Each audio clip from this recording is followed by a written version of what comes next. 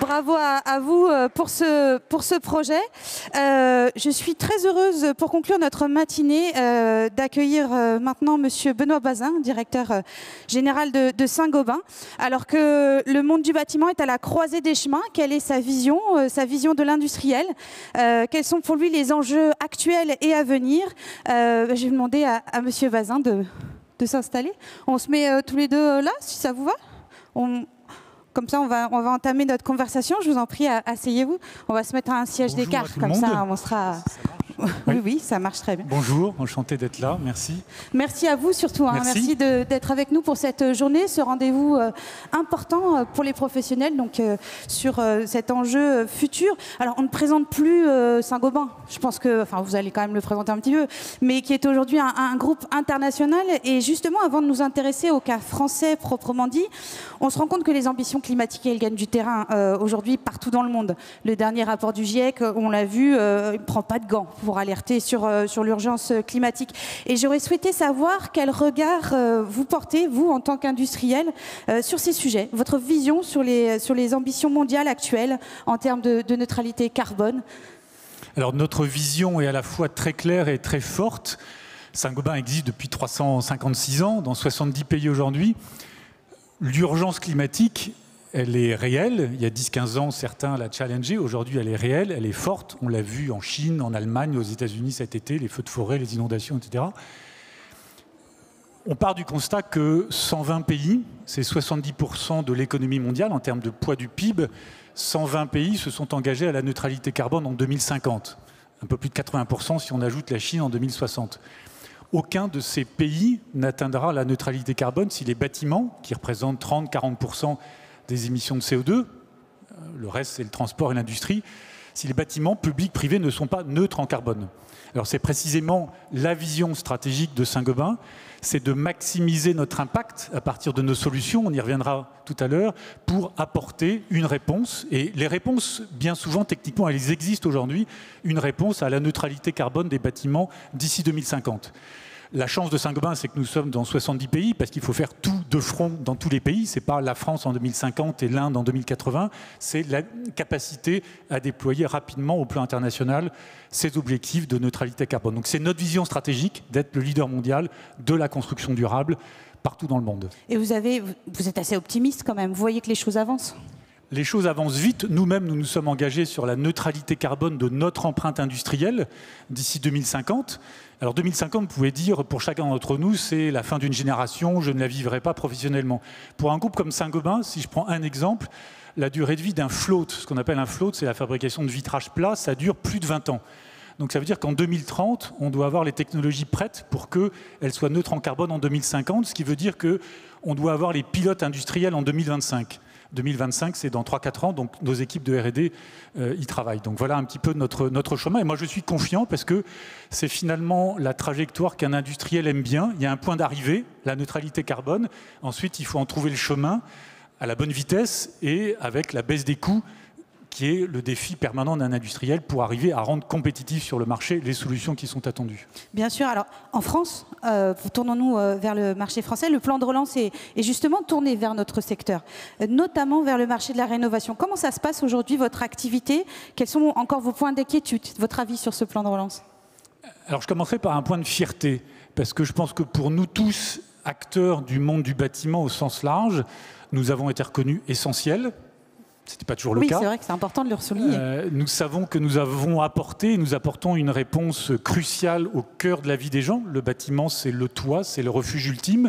C'est le lieu maintenant où on télétravaille, où on éduque ses enfants. On a vu, pour ceux qui ont été dans les hôpitaux récemment, l'état des hôpitaux publics, l'état des écoles. Donc on est au cœur du dispositif qui est nécessaire à la vie des Français, au bien-être de la vie des Français. Donc on voit un impact très fort du plan de relance. La prime Rénov', on est sur à peu près 400 000 dossiers, donc ça veut dire que ça fonctionne.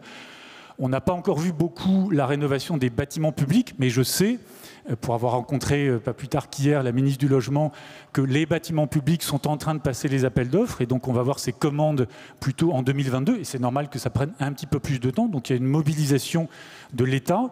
Il faut que les collectivités aussi territoriales se mobilisent pour les écoles, pour les gymnases, pour les crèches, pour les mairies. Donc c'est en train de monter en puissance à toute vitesse. L'activité est très forte. Nous avons eu des activités à 2 chiffres en termes de volume par rapport à 2019. Ça veut dire que nous avons passé toutes nos usines, par exemple, en 5-8, 5 équipes, plutôt que 2 ou 3 équipes. Ça veut dire que nos activités de négoce, nous avons 2000 points de vente en France, là aussi, ont extraordinairement travaillé pour servir le client. Il y a eu quelquefois des délais clairement de livraison, ça a été un des sujets, ça reste un des sujets. J'allais vous en parler, ça reste quand même un sujet, un peu cette pénurie des matériaux pour les professionnels. Alors ça reste un sujet, il y a eu des exemples un peu croquignolesques sur le bois, parce qu'on n'a pas organisé la filière bois, ça veut dire commencer par la forêt française. Il y a eu des exemples sur le métal, mais globalement, il y a eu des extensions de délai de livraison. La plaque de plâtre s'est passée à 3-4 semaines au lieu de 48 heures. Mais il faut s'organiser. Des coûts aussi qui avaient été un peu... des coûts qui ont été un plus importants aussi. Des coûts qui, globalement, sur 2 ans, montent de 4-5% par an. Donc je crois qu'il ne faut pas, en moyenne, exagérer le sujet. C'est habituel, le coût du gaz a triplé en France. Donc il faut bien, malheureusement, répercuter une partie de ça. Donc l'inflation des matériaux, elle n'est pas exagérée parce que sinon on panique tout le monde. En revanche, bien servir les clients, c'est notre priorité. Et on a fait en sorte qu'aucun de nos chantiers livrés par nos équipes de distribution ou industrielles n'ait été arrêté ou décalé à cause de ça. Donc c'est vrai qu'il y a une mobilisation très forte dans le plan de relance, c'est important. Moi, je préside également le contrat stratégique de filière construction qui a créé 70 000 emplois sur 1 an. Donc là aussi, c'est un motif de fierté, je pense, pour nous tous, de se dire que la construction, qui représente 8% du PIB de la France, a créé beaucoup d'emplois, est un domaine attractif et encore une fois au cœur de la vie sociétale des Français. Alors, il y a un point très important aussi, et dans cet objectif de neutralité carbone, on parle de plus en plus d'économie circulaire, on parle de recyclage des matériaux. Vous êtes au cœur justement de ces travaux? Alors, ce sont des sujets importants. Il y a beaucoup de produits dans le bâtiment qui se recyclent. La plaque de plâtre, ça se recycle, le plâtre à l'infini. La laine de verre, ça se recycle. Le vitrage, ça se recycle. Ce qui est important et difficile aujourd'hui, c'est d'organiser ces filières de tri. Et il faut les organiser intelligemment, le faire au pied du chantier de construction ou de démolition. C'est des organismes comme Valobat qui vont former ça. Et ça veut dire sur ces défis techniques, donc je pense que là aussi c'est valorisant pour le monde du bâtiment, ces défis techniques, ils supposent de travailler ensemble, ils supposent de se réorganiser, les collectivités, les industriels, les constructeurs, les promoteurs, les architectes. Il faut aussi parfois penser dès la conception d'un bâtiment comment on va réaffecter son usage, comment potentiellement dans 10, 20, 30 ans on va démolir une partie pour le remplacer. Donc ça suppose l'économie circulaire, de l'innovation, du travail collectif, mais c'est un challenge fascinant. Voilà, c'est un gros investissement justement pour la filière de travailler sur cette économie circulaire. Et on a aussi des mises en place d'obligations. Donc voilà, il faut avancer et avancer tous ensemble. Vous le disiez, et on est un peu à la croisée des chemins quand même dans le monde du bâtiment. Il y a un vrai changement de culture à mener et de travail collaboratif. Pour vous, c'est aussi très important. Alors, c'est très important, effectivement, de changer nos modes de fonctionnement. Je vous donne un exemple. Saint-Gobain, le groupe était organisé depuis des décennies par ligne de produits. Il y avait les experts du vitrage, les experts des plafonds, les experts des enduits de façade. Nous avons profondément, en 2 ans et demi, réorganisé le groupe par pays pour qu'il y ait un patron de pays qui organise toutes ses équipes commerciales, industrielles, chefs de produits, par solution. On apporte une solution acoustique dans cette pièce. On apporte une solution de performance énergétique sur un bâtiment, de performance sanitaire dans un hôpital, de rénovation énergétique pour une maison individuelle. Donc c'est important de se réorganiser. Saint-Gobain l'a fait et on en voit les fruits, d'apporter des solutions. Et le cran d'après, et qui va être attendu par le monde du bâtiment, c'est de mesurer l'impact de nos solutions. Nous avons mesuré que nous avons plus de 70% de notre chiffre d'affaires qui apportent des solutions pour la sustainability au sens large, la planète ou le bien-être des occupants. C'est une chose de mesurer que c'est 70%, mais quel est l'impact? Est-ce que c'est 3%, 20%, 30%? Donc il faut qu'on soit capable de plus en plus de mesurer, non pas sur l'étiquette du produit qu'on vend, mais sur la performance installée, la durée de vie dans le temps, la performance et l'impact qu'on apporte pour un directeur d'école, pour un particulier qui rénove sa maison. Donc c'est important de passer à des solutions et donc de se réorganiser tous ensemble. Et on voit même que dans la nécessité de construire ou de rénover vite, la massification de la rénovation, ça suppose que les collectivités, mobiliser les maires, convaincre les intervenants pour s'organiser et finalement gagner cet effet d'échelle qui est urgent, parce que la nécessité climatique, c'est globalement doubler la rénovation énergétique publique-privée en France et partout en Europe. Bien sûr, alors on voit, c'est un peu ce qu'on disait finalement, le côté, chaque métier du bâtiment est en silo encore, et donc vous le montrez avec les solutions, on les combine ensemble, on parle de solutions, et maintenant il faut aussi combiner nos métiers, et c'est plus chacun dans sa filière, quoi. Oui, et puis je pense que ça participe à la fois ces défis climatiques, ces défis techniques sur l'économie circulaire, ça participe de l'innovation du monde du bâtiment. Et donc de son attractivité. Et donc de son attractivité. Donc on a un sujet collectif très très important de rendre le monde du bâtiment attractif. Moi je suis convaincu que le bâtiment va vivre sur les 30-40 prochaines années une évolution, à défaut d'être une révolution, comme l'automobile. L'automobile, on l'a tous vécu, il fallait conduire 1000 km pour passer la seconde, il fallait roder le moteur, il n'y a pas d'électronique. Et au bout de 4-5 ans, moi je mettais le doigt dans la portière de mes parents parce que c'était rouillé. Le bâtiment va vivre une évolution.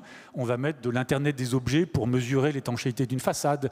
On va mettre de la domotique. J'ai une mère qui est malade du Parkinson, ça fait 15 ans qu'elle ne peut pas ouvrir la fenêtre parce que la crémone est trop difficile. Mettre un tout petit peu de domotique, c'est pas compliqué.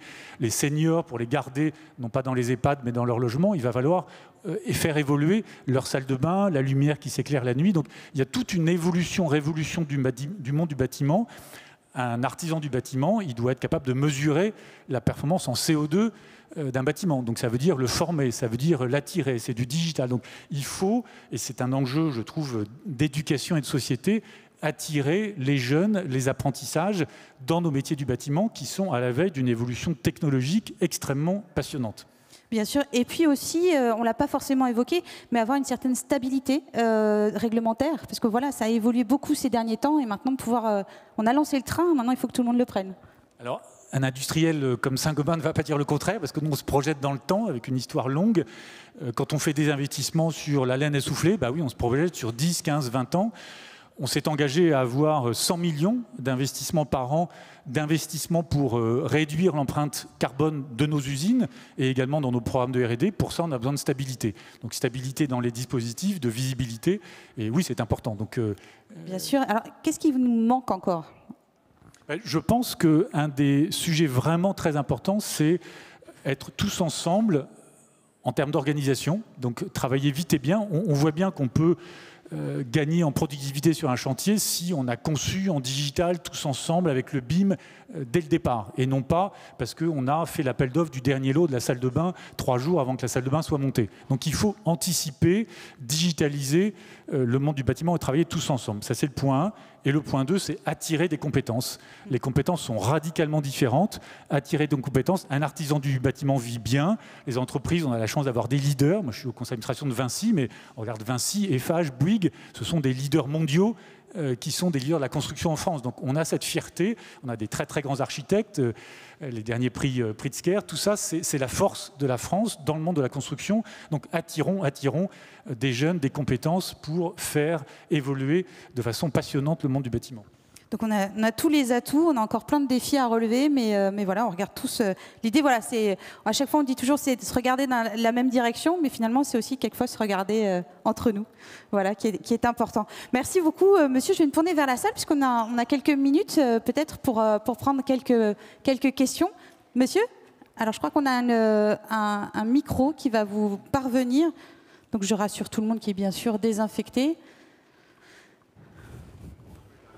Alors, François, parlez fort et moi je vais redire la question, allez-y. François Pellerin, architecte. Je fais du sous-titrage en live. Oui, non, je voulais vous demander si vous ne pensiez pas aussi, vous avez quand même évoqué la question, mais je pense qu'il faudrait réinsister, qu'il est temps de changer de braquet. Le grand enjeu de la rénovation, bricoler bâtiment par bâtiment, on ne sera jamais au rendez-vous que vous avez rappelé, dans l'excellence et dans l'efficacité et dans le temps. Et donc, vous le savez certainement, puisqu'au sein du Club de l'animation de l'habitat, on a beaucoup phosphoré pour briser ce travail en silo et en même temps changer de maille, changer l'échelle pour pouvoir mutualiser et arriver à faire des opérations qui vont se faire plus fluidement, avec plus d'efficacité. Bien sûr, le BIM est au cœur du rendez-vous. Mais là, il va falloir convaincre de ce changement de braquet pour travailler à l'échelle d'un îlot, à l'échelle d'un quartier et arrêter de raisonner acupuncture urbaine. Oui, je pense qu'il faut effectivement massifier la rénovation énergétique. Donc ça suppose là aussi un travail collectif des collectivités. Je pense qu'il y a un certain nombre de maires qui vont comprendre qu'un jour, sur les questions de neutralité carbone, ce n'est pas une évolution graduelle. Il y a des effets de marche d'escalier. On l'a vécu dans d'autres domaines. Il y a un jour des quartiers qui seront illiquides parce que à Stockholm, on veut vivre dans un écoquartier. Donc on décidera de ne plus vivre à Bordeaux dans tel quartier parce qu'il ne sera pas rénové comme il faut. Et ce n'est pas que les bâtiments perdront 5, 10, 15% de leur valeur, c'est que ça tombera quasiment à zéro. Donc il y a des effets d'échelle qui se préparent, et donc ça veut dire aussi les accompagner macroéconomiquement sur la transition énergétique. Et donc oui, il faut aller vite et parfois massifier dans les quartiers. Je pense pour autant qu'il ne faut pas négliger, parce que ça c'est la spontanéité, j'allais dire, démocratique en France, tous les petits gestes des particuliers, il faut les laisser avancer à toute vitesse, il faut fluidifier et rendre visibles tous les mécanismes d'incitation. Donc je pense qu'il faut de tout pour faire un monde décarboné et performant, mais c'est vrai que globalement, il y a urgence parce qu'il faut doubler, si je simplifie, il faut doubler la vitesse de rénovation en France comme en Europe. Donc il y a vraiment urgence. C'est vrai qu'on l'a évoqué tout à l'heure rapidement, mais voilà, tous ces programmes incitatifs auprès des particuliers, cette mise en place future d'un service public de rénovation de l'habitat, forcément, ce sont des choses que vous saluez. Et l'accompagnateur Rénov', on verra comment ça sort, hein, mais voilà, ce sont des points, des avancées quand même. Oui, il y a beaucoup d'initiatives, donc je pense qu'il faut être résolument optimiste et aller de l'avant. Je pense qu'il faut encourager toutes les bonnes initiatives. C'est très important que les bâtiments publics et les collectivités, j'insiste, soient exemplaires, parce qu'on le sait, en France, on a parfois l'État qui édicte des règles, mais qui lui-même ne se les applique pas toujours. On l'a vu sur pas mal de domaines, donc c'est important. Et d'ailleurs, le Fit for 55 de la Commission européenne va demander aux bâtiments publics de rénover quasiment en bas carbone. Oui, c'est un point très important, ça. Voilà, de leur mètre carré par an. Donc ça va aller très vite, très loin. Je pense qu'on va tous vivre des appels d'offres où si on n'est pas net zéro carbone, on ne participera pas. On a lancé la première plaque de plâtre net zéro carbone en Norvège. Ce sont des pays où on ne participe plus à des appels d'offres si on n'est pas capable de prouver l'analyse de cycle de vie complète et de la prouver comme étant complètement décarbonée. Bien sûr. Alors peut-être une autre question. Alors je vois au fond de la salle, monsieur. Je suis désolée, mademoiselle, on vous fait faire des kilomètres.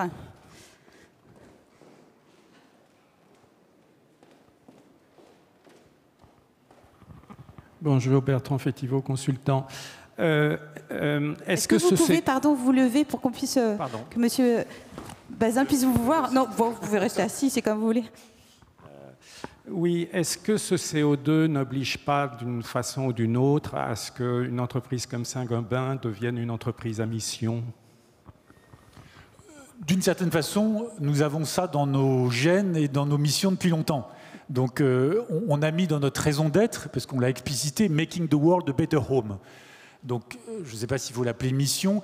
Nous, on n'a pas besoin de ça pour avancer à toute vitesse, pour mobiliser nos équipes. Ça fait depuis 5 ans qu'on a un coût interne du carbone pour nos investissements industriels comme pour nos projets de R&D. C'est 50 € pour les investissements parce que ça nous déclenche un certain nombre d'investissements si on se dit un jour il y aura une imposition du coût du carbone dans nos programmes de R&D pour reformuler des matières premières. Donc nous, ça fait plusieurs années qu'on avance sur ces sujets-là.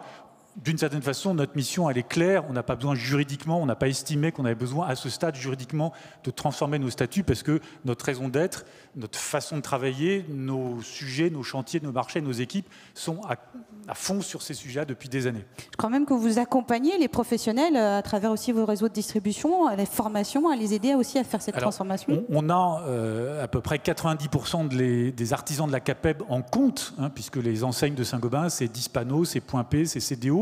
Donc on forme les artisans RGE, on leur donne tout un tas de services digitaux pour leur faciliter la vie, pour les aider à aller plus vite. Donc toutes ces missions-là d'éducation qu'on aimerait développer aussi plus encore vis-à-vis des apprentis, on embauche 2000 apprentis en France, d'une certaine façon ça fait partie de cette raison d'être de Saint-Gobain au sens large, dans notre présence territoriale. Tous nos produits fabriqués en France pour le monde du bâtiment, ils sont fabriqués en France parce que les produits ne voyagent pas. Donc on a cet ancrage dans nos territoires, cet ancrage dans la formation du monde du bâtiment. Et voilà, on n'a pas estimé à ce stade devoir le transformer statutairement, juridiquement dans les statuts de Saint-Gobain. Merci. Peut-être une autre question? Monsieur, là-bas, était plus rapide, mais je retiens que vous vouliez... Bonjour Monsieur Bazin. Une question par rapport... Alors j'espère que vous n'avez pas... Je suis arrivé un peu en retard, j'espère que vous n'avez pas déjà répondu. Les objectifs de l'ARE 2020 ont été présentés ce matin, notamment pour le lycée Construction. Différentes étapes, de plus en plus ambitieuses. Comment une entreprise comme Saint-Gobain voit le défi? Est-ce qu'il vous semble facilement relevable? Est-ce qu'il y a encore des défis qui restent en suspens par rapport à ces ambitions d'ici 10 ans? Est-ce qu'on est en capacité de le faire? C'est vrai qu'on a beaucoup insisté sur la rénovation, mais le neuf, c'est aussi tout très important. Oui, et je pense que c'est important, c'est vrai que je ne vais pas parler de ça, de faire un peu de rattrapage sur le neuf, parce que, mais c'est intéressant, parce qu'on voit aussi les évolutions de relations à l'habitat après le Covid, le retour de la maison individuelle. Et je pense que c'est aussi bien si on a des villes de province qui gagnent en puissance. On était, on le sait, beaucoup trop centralisés en France par rapport à l'Allemagne ou d'autres pays. Donc il y a des évolutions territoriales qui sont valorisantes, donc on le voit sur la maison individuelle. La RE 2020, c'est bien. Nous, on a, vous savez, ce qui est frappant, c'est que d'une certaine façon, les solutions, elles existent aujourd'hui. Faire une maison passive, orientée comme il faut dans la façade au sud, au nord, on sait faire. On a fait des démonstrateurs Maison Saint-Gobain depuis plusieurs années, à côté d'Angers, qui avaient toutes les caractéristiques d'une maison passive. Donc la solution existe.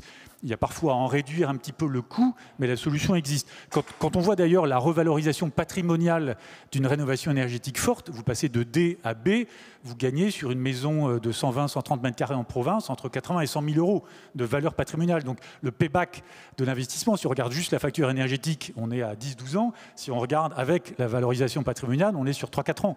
Donc c'est absolument évident. La RE 2020, nous, on est complètement partie prenante. On a les solutions, encore une fois. On a accéléré un petit peu sur le biosourcé.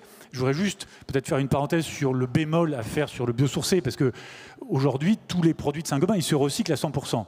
Je vous ai indiqué, il faut organiser la filière de recyclage. Foncer sur le bois quand on a une filière française qui n'est pas compétitive, parce que la forêt française n'est pas compétitive, parce que la forêt française, elle est détenue à 70-80% par des particuliers.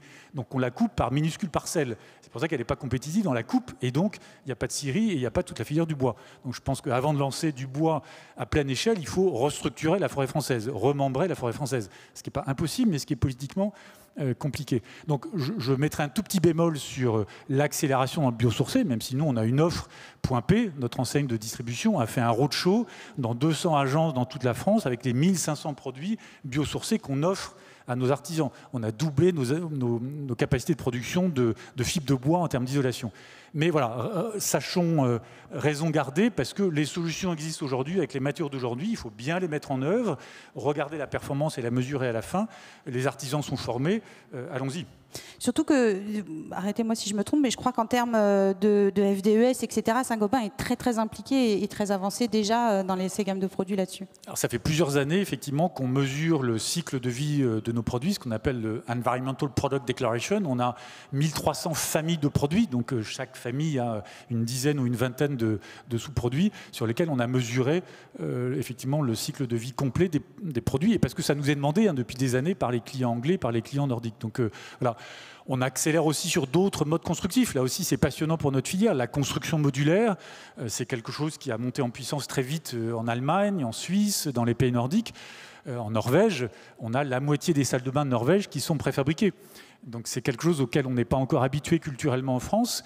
Il faut aussi que les architectes se familiarisent et se détendent sur la construction modulaire, parce que c'est vrai que ça peut introduire chez certains la crainte d'un risque sériel. Si j'ai un problème d'étanchéité sur une maison, c'est la même chose que si j'ai fait 1000 maisons en construction modulaire et que je découvre 3 ans plus tard qu'il y a un pépin. Mais tout ça est soluble quand on travaille tous ensemble. Donc là aussi, c'est un axe de développement intéressant, la construction modulaire en France.